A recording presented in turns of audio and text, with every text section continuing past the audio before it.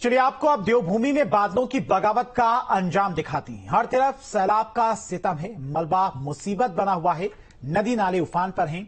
कई जगह से मूसलाधार बारिश कहर बरपाती दिख रही है। चमोली और टिहरी में अब तक 3 लोगों की मौत हो गई, लिहाजा शासन प्रशासन अलर्ट मोड पर है। जलभराव भी एक बड़ी समस्या लोगों के लिए बना हुआ है। प्रशासन के दावे फेल नजर आ रहे हैं। आपकी स्क्रीन पर ये 12 तस्वीरें हैं। आसमानी आफत के असर को ये तस्वीरें बयां कर रही हैं। इन सभी तस्वीरों में देवभूमि के 12 जिलों का अपडेट है। साफ तौर पर देखा जा सकता है कि कैसे मानसून का आफत काल कहर बरपा रहा है। तो तबाही का मंजर हर तरफ देखने को मिल रहा है। चमोली, टिहरी, देहरादून, बड़कोट, विकासनगर, कर्णप्रयाग, हर जगह पर इस वक्त भारी बारिश का कहर देखने को मिल रहा है। बागेश्वर में भी लगातार पहाड़ी से मलबा गिर रहा है। हरिद्वार में गंगा अपने उफान पर है। कई जगहों पर लैंडस्लाइड की वजह से कई हादसे भी हुए हैं। लोगों के घरों और मकान में मलबा घुस गया है।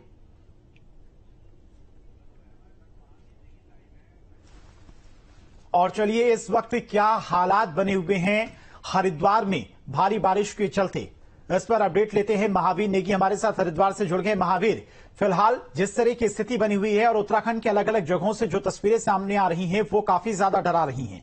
लगातार बारिश के चलते नदियां अपने रौद्र रूप में बह रही हैं, पहाड़ दरक रही हैं, कई रास्ते बंद हो गए हैं। हरिद्वार में फिलहाल अभी क्या कुछ स्थिति बनी हुई है?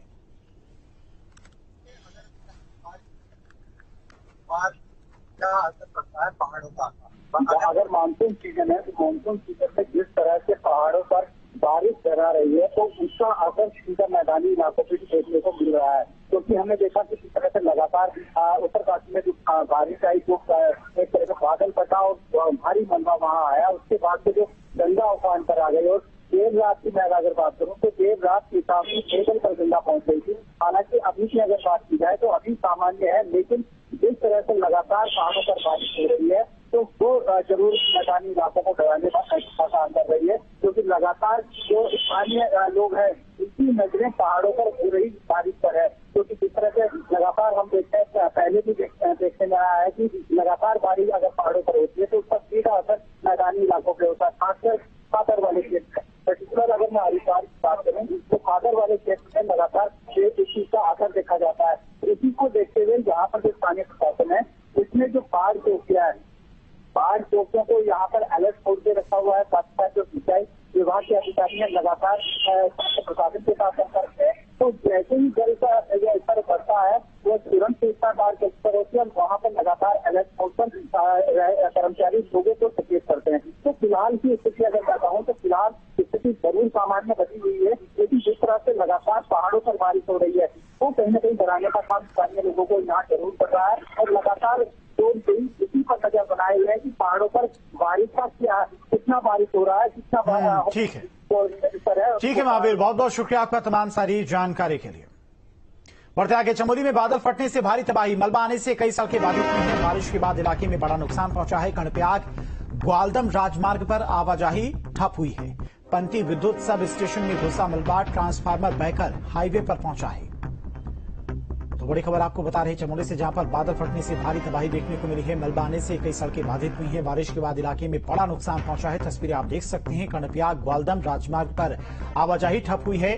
पंती विद्युत सब स्टेशन में मलबा घुसा है और ट्रांसफार्मर बहकर हाईवे पर पहुंच गया है। तो आप सोच सकते हैं कि किस तरह का मंजर मौके पर रहा होगा जब ये भारी तबाही आई होगी।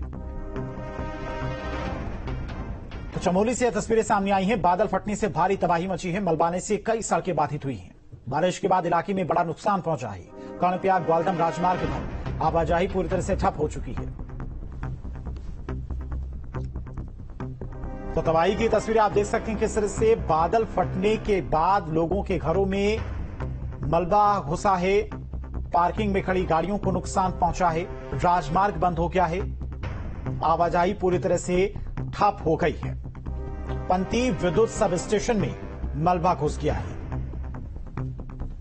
तो बारिश के बाद इलाके में बड़ा नुकसान पहुंचा है। ट्रांसफार्मर बहकर हाईवे पर पहुंच गया। तो आप समझ सकते हैं कि पानी का वेग कितना तेज रहा होगा।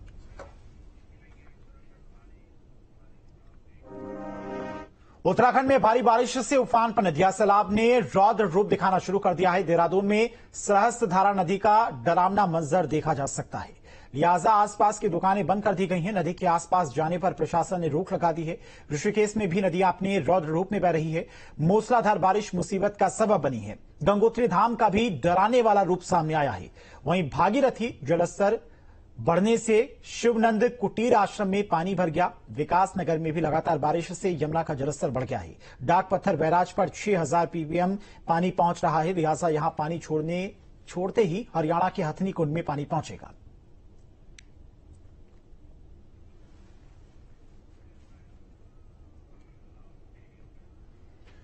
उत्तरकाशी में भागीरथी नदी का जलस्तर बढ़ रहा है। गंगोत्री घाटी के ऊंचाई वाले क्षेत्रों में बारिश के कारण गंगोत्री धाम में अचानक भागीरथी